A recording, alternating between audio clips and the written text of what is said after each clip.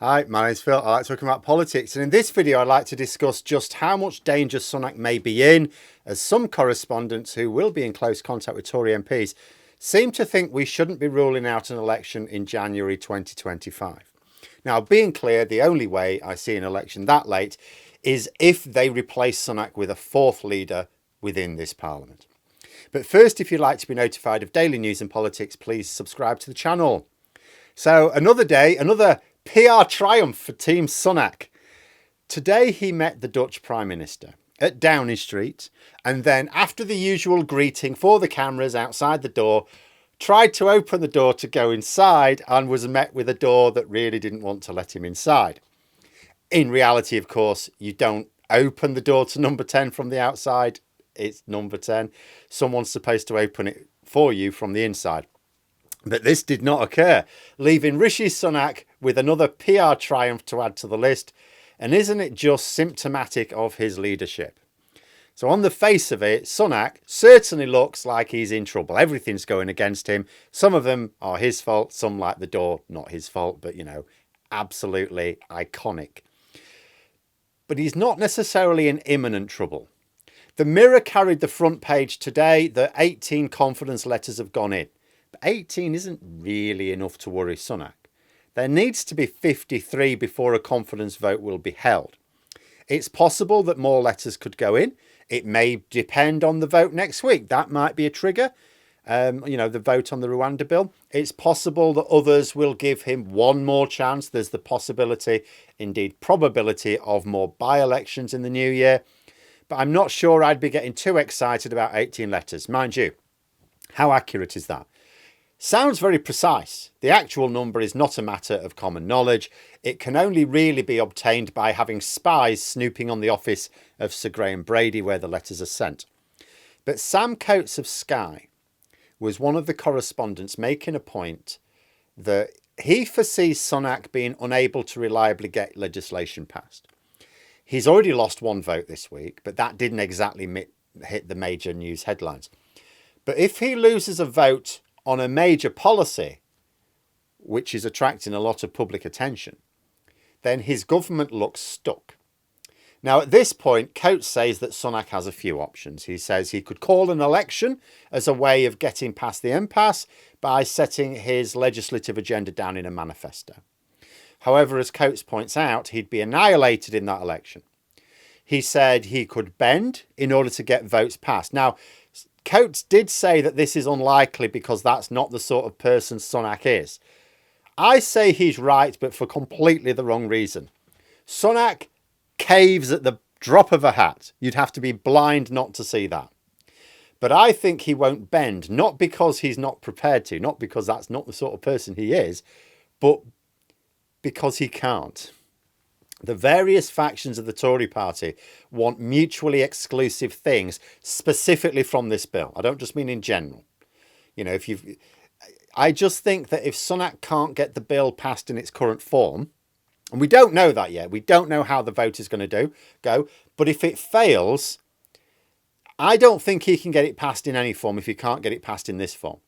I think this is exactly analogous to Theresa May's withdrawal agreement. This is Brexit all over again. The swivel-eyed loons want a complete break from international reality, and the moderates at the time wanted a deal just like now, which they'd rather not have at all, but if they've got to have it, at least reduces the crazy to a minimum. The end result back then was that only a general election and the ejection of about 20 Tory MPs from the parliamentary party resolved it, which had to happen with a change of leader as well. Now, at the time, you could argue in 2019, the Tories needed a general election and a change of leader because they had a minority. They needed a general election to give themselves the majority to get their bill through Parliament. And they needed a new leader to win that election. Now the situation's different because they have a majority. So if they think they've got a leader who can get a bill through Parliament, then all they need to do is change the leader. Now, it may be that Sunak gets this bill through the Commons and maybe Tory rebels will chunter but ultimately do nothing because they know there's no point if they cannot unite behind someone to replace him with. Even the knuckle draggers know that another leadership contest would be deeply damaging to the party, which means deeply damaging to their own electoral chances. It cannot be a net benefit to force it unless they get the change of leadership that they believe will work in their favour. And if the right of the party cannot unite behind a common candidate, what is the point? There are multiple factions on the right of the party, so it isn't straightforward. Also, the right have got another problem now after this week, and that is the Rwanda policy itself.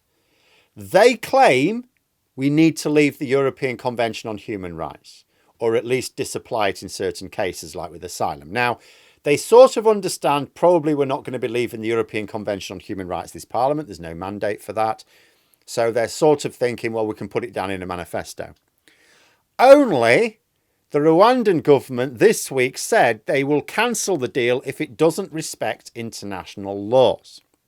Now, I've said before, there are a number of people, myself included, that think the Rwandan government don't really care about that, especially as they are not themselves signatories to the European Convention on Human Rights.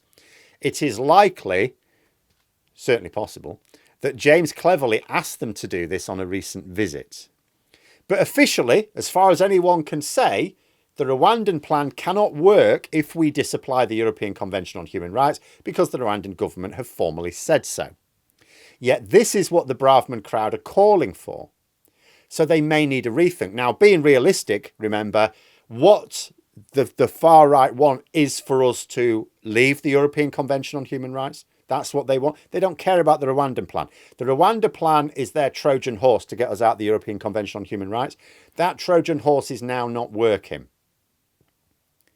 because the Rwandan government said they will cancel the plan if we do that. Now, all of this may buy Sunak some time and space. But nonetheless, if the bill does not pass the vote next week, Sunak's government is stuck.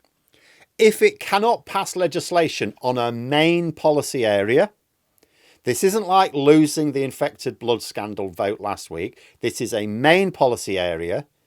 He's stuck it on a lectern.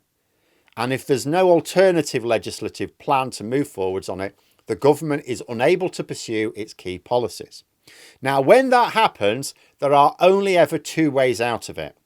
You put the policy proposals into a manifesto and call a general election, or you change the leader. The point Coates is making, I think, is that Sunak will not want to call an election in the next few months for whatever reason. He says because they'd be annihilated.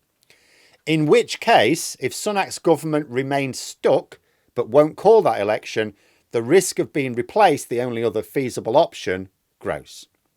And that replacement is unlikely to want to go for an election early on, unless the polls give them some chance of winning it, which I don't think they will. This would mean that the Tories will probably use all the time left to them in the hope that the new leader achieves enough public support.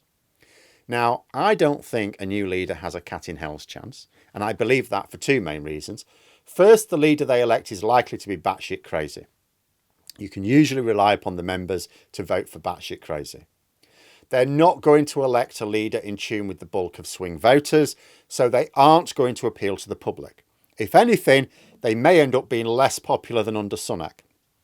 Second, it almost doesn't matter who the leader is, in that the right of the party have got this ultra-purist attitude to the policy agenda that they demand, and they are crazy enough to block the replacement leader if they don't do exactly as they say.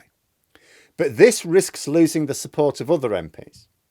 So it's entirely possible that we end up getting rid of Rishi Sunak, having another leader who also can't get legislation passed in Parliament on key policy areas. But it doesn't really matter what I think. What do Tory MPs think? Are they prepared to back Sunak and pass his bill? If so, what do they do when it is blocked or held up by the Lords? If they aren't prepared to back Sunak's bill next week, what do they want to break the deadlock? Do they want an early general election, or do they want a new leader? I've got no idea. But Sam Coates seems to think that they'd rather take a punt on a new leader than risk an election with the polls looking like they do. And if they do, we have a much higher chance of not seeing a general election until January 2025. It may not be quite as late as that, but it could well be. In the meantime, Sunak's best hope lies in the advantage that Boris Johnson enjoyed, which kept him in office for much longer than was sensible. There's nobody obvious to replace him with, and the very act of replacing him risks the Tory party becoming even less popular amongst the public. But do the clear majority of Tory MPs see it that way? But there we are. Those are my thoughts. Let me know yours in the comments below. Hope you found the video interesting. If you did, please click the like button. And if you'd like to support the channel further, the join button for memberships. And until next time, I'll see you later.